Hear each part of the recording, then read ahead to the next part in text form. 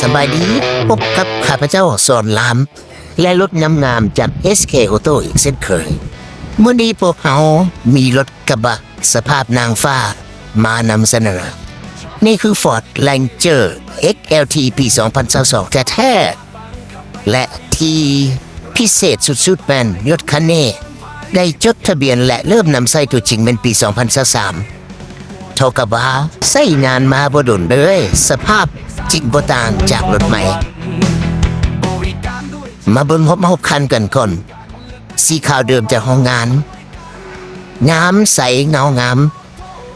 ทุกอย่างอยู่ในสภาพ 100% บ่มีหอยขีดขวดแม้แต่หน่อยสำหรับรุ่น XLT จะได้กระจังหน้าดีไซน์ใหม่ไฟหน้าแบบสีคล้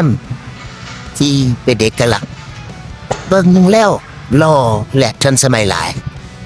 เข้ามาเบิ่งภายในกันแดกินใหม่ยังหอมอยู่เลย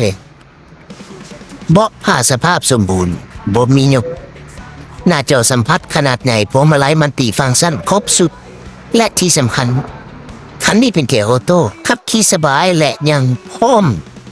ระบบขับขี่4ล้อหรือ 4-wheel drive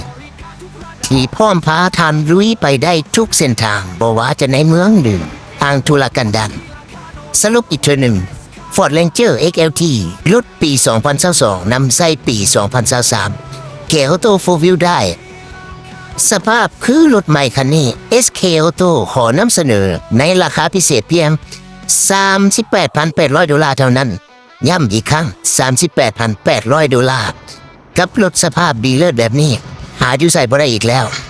ท่านใดสนใจสามารถติดต่อเข้ามาได้ที่ SK Auto ได้เลยที่เบอร์